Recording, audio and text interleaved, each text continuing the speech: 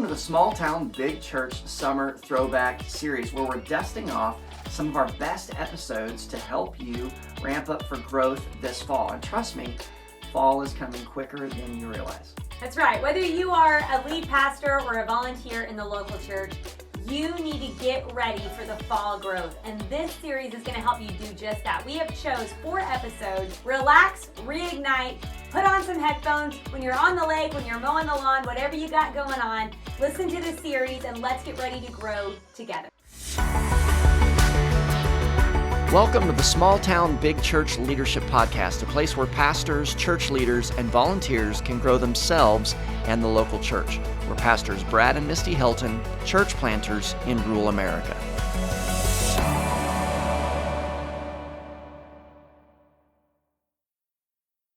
Do you have a difficult time finding and keeping high-quality volunteers? Is the same 20% of your church doing 80% of the work? It doesn't have to be this way. Most people want to be a part of a growing organization. They want to be a part of a winning team and they want to make a difference.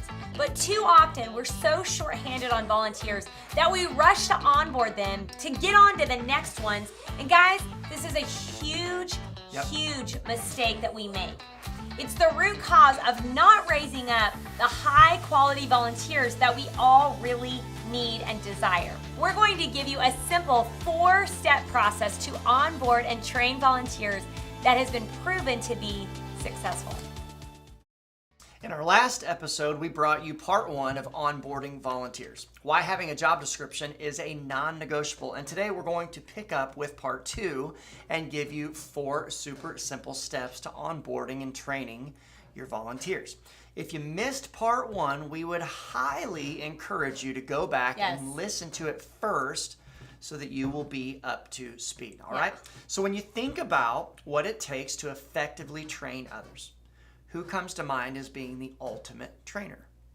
Jesus, right? Jesus was by far, I think you'll agree, the greatest leader who has ever graced the earth. Yeah.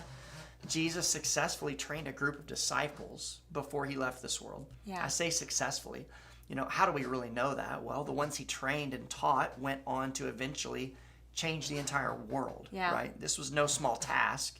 It took time. It took persistence.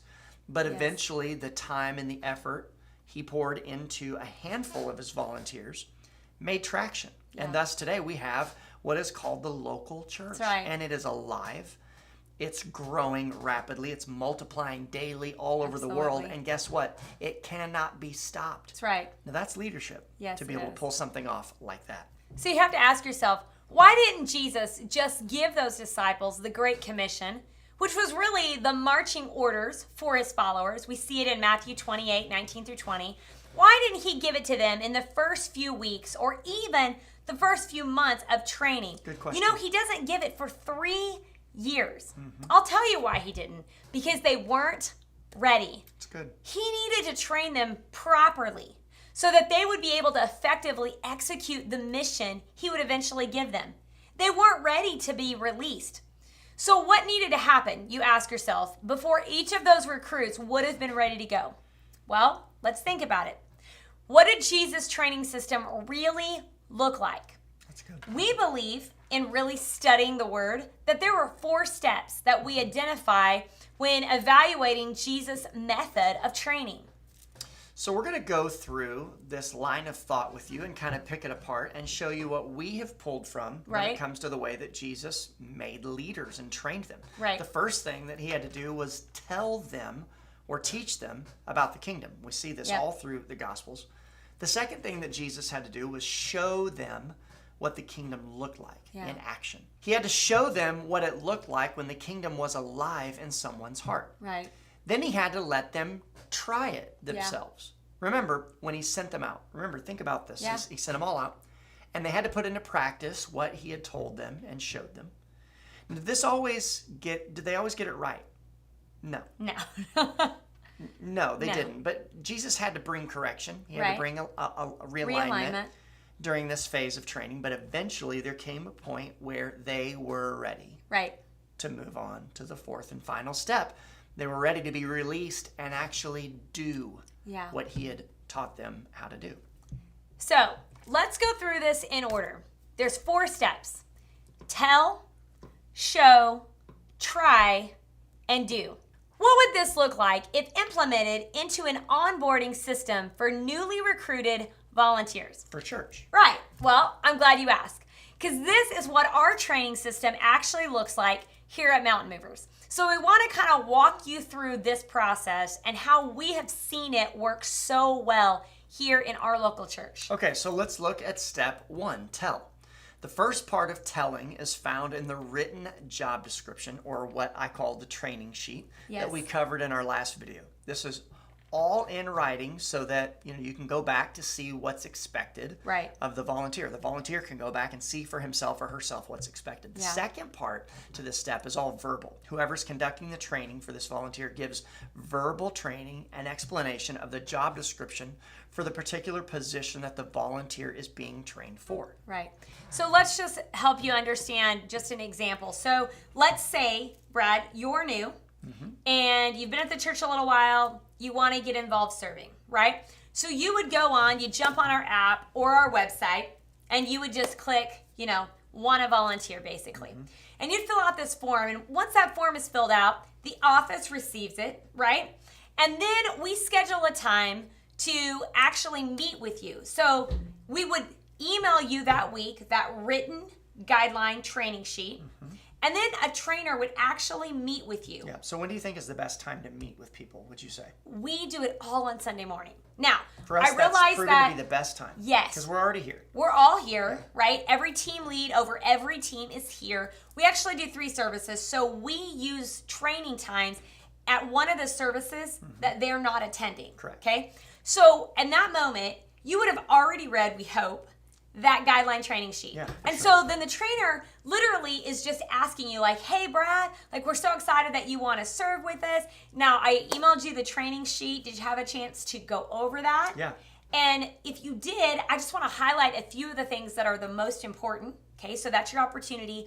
Those really big things that you might need to highlight, okay? And then to say, did you have any questions? All right. At that point, they should have a pretty clear understanding of the position they've applied for, right? The trainer is going to have a really good idea as to whether this is a good fit, because now we've had a one-on-one conversation, okay? And so at that moment, either you're going to realize, like you, Brad, might say, this is actually not what I thought. Not what I thought. Yeah. Maybe it's not the best place for me, and then you can help redirect them to a new place. Or you say, I'm excited and ready to go to the next Cannot wait to jump step. in. Yeah. Okay? The second step in the process is show. And this one is really important. This is where the new recruit will shadow another volunteer as they perform the task the new volunteer is being recruited for. So choosing the right person to demonstrate the duty is really huge, really important. And whatever they see demonstrated is how they're actually going to perform it themselves. So have them shadow someone on the team who not only can demonstrate the task at hand according to the expectations for that position, right? Those guidelines, but this person also has got to have the ability to clearly explain everything that is required. Some people just aren't good at explaining things. No, so I'm you not. really need to be very selective in who you're using as your trainer.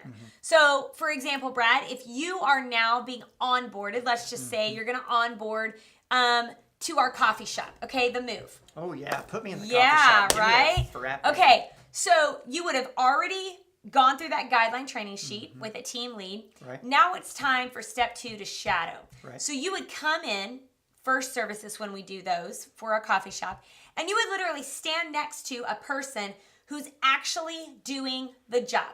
So maybe you're going to stand next to the dude making the espressos, and they're going to verbally walk you through exactly how to do it. You're not going to do it.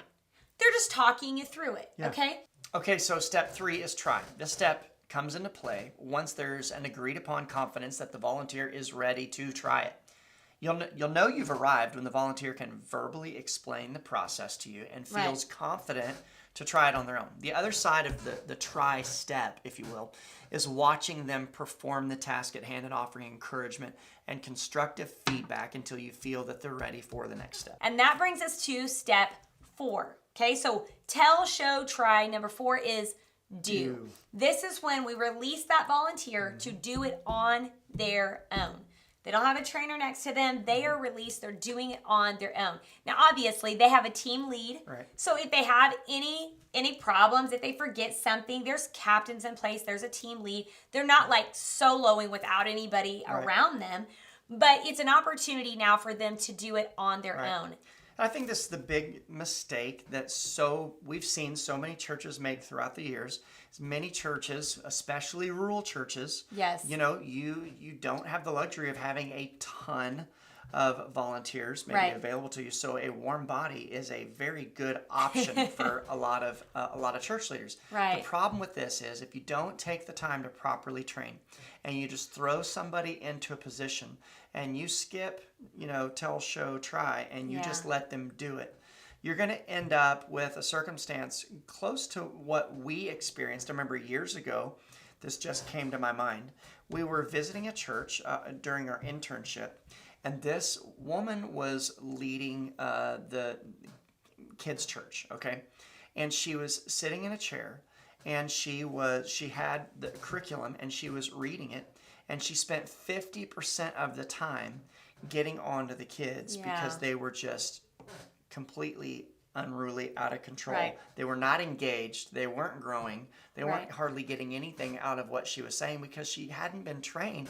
It doesn't mean she didn't have the potential to do a great job as a kid's worker. But she really had not been trained properly because she did not know how to get the children to engage. She didn't know how to keep their attention. She didn't know how to make it fun and interactive. And so many times churches don't take the time, make the time to train people properly, tell them how to do it, show them how to do it with a good example, let them try it on their own, and then give positive, constructive feedback until they're ready to, until confidently, I can leave the room and they are going to be golden. They're going to be able to do this job without me even being in the room. I feel very, very confident they're ready to do it. If you'll make, it takes longer. It does. It takes longer. You really have to have patience, but if you remember what we started with, we are talking about raising up high quality volunteers who will last. That's why you said in the very beginning, Jesus, it was 3